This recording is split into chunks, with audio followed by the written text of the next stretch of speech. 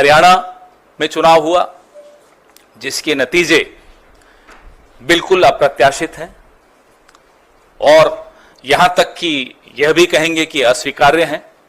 जिस तरह की शिकायतें लगातार आ रही हैं, अभी हम जयराम रमेश जी और मैं जिस कमरे में बैठे थे वहां भी लगातार शिकायतें हमारे नारनौल के कैंडिडेट राव नरेंद्र सिंह हो गए या पानीपत के कैंडिडेट हो गए, 3 जिलों से हिसार, महेंद्रगढ़, पानीपत, यहां से लगातार शिकायतें आ रही कि कैसे बैटरीज जो मशीन की थी वो 99% थी और जिन मशीनों की बैटरीज 99% थी उन मशीनों में नतीजा एक आया, हमें हराने वाला नतीजा आया, और जो मशीनें नहीं जिनको छेड़ा गया, जिनकी बैटरी 60-70% जो स्वाभाविक है होनी चाहिए थी, उसमें हम जीत रहे हैं हमारे कैंडिडेट।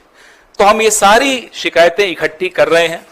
हमारे कैंडिडेट्स ने वहां रिटर्निंग ऑफिसर्स को शिकायतें दी हैं और दे रहे हैं अभी, लेकिन आने वाले कुछ दिनों में ये सारी शिकायतें लेकर हम चुनाव आयोग में जल्दी ही जाएंगे और अपनी शिकायत वहां दर्ज कराएंगे।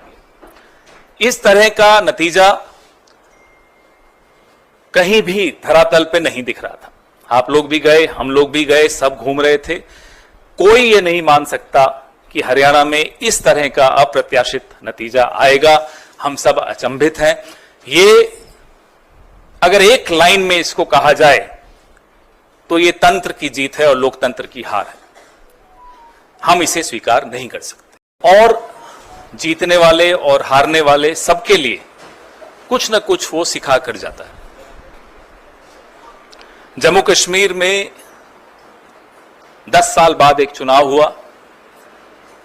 जिन परिस्थितियों में हुआ वो आपके सामने है। कैसे जम्मू कश्मीर को बेइज्जत किया गया, राज्य का दर्जा छीना गया, वो आपके सामने है।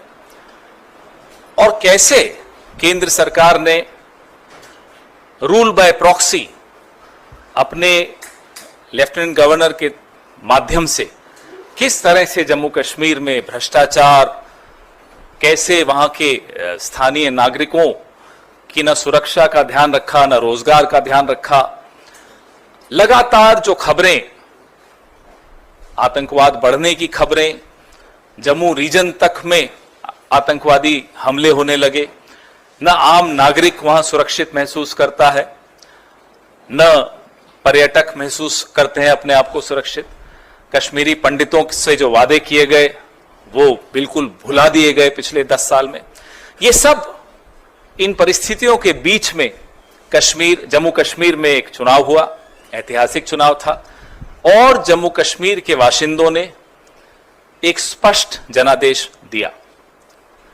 जम्मू कश्मीर, आज भी हम उसको राज्य ही मानते हैं, तो मैं तो यही कहूंगा कि जम्मू कश्मीर राज्य के लोगों को बहुत बहुत मुबारक कि उन्होंने इस चुनाव में बढ़ चढ़कर हिस्सा लिया और करारा जवाब दिया उन लोगों को जिन्होंने जम्मू कश्मीर को की इज्जत को रौंदने में कोई कसर नहीं छोड़ी थी। जैसा कि आप सब जानते हैं, पूर्ण राज्य का दर्जा छीनकर यूनियन टेरिटरी बनाना अपने आप में अप्रत्याशित था।